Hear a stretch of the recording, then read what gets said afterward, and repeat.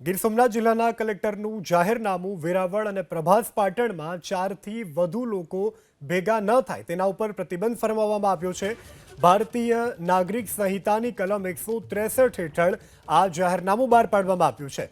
દાદાના ધામમાં થયેલી ડિમોલેશનની જે કાર્યવાહી છે ત્યારબાદ આ મોટો નિર્ણય વેરાવળ અને પ્રભાસ પાટણમાં 4થી વધુ લોકો ભેગા ન થઈ શકે તેના ઉપર પ્રતિબંધ ભારતીય નાગરિક સંહિતાની કલમ 163 મુજબ આ જાહેરનામું બહાર પાડવામાં આવ્યું છે। ગીર સોમનાથ જિલ્લાના કલેક્ટર દ્વારા આ જાહેરનામું બહાર પાડવામાં આવ્યું છે। મેગા ડિમોલેશન બાદ આ મોટી કાર્યવાહી અને હાલ કોઈપણ પ્રકારની જે સુરક્ષા વ્યવસ્થા છે તે ન જોખમાય તેને લઈ અને આ જાહેરનામું બહાર પાડવામાં આવ્યું છે।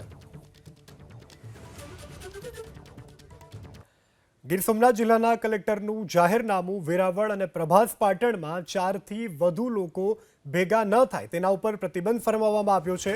ભારતીય નાગરિક સંહિતાની કલમ 163 હેઠળ આ જાહેરનામું બહાર પાડવામાં આવ્યું છે। દાદાના ધામમાં થયેલી ડિમોલેશનની જે કાર્યવાહી છે ત્યારબાદ આ મોટો નિર્ણય વેરાવળ અને પ્રભાસ પાટણમાં 4થી વધુ લોકો ભેગા ન થઈ શકે તેના ઉપર પ્રતિબંધ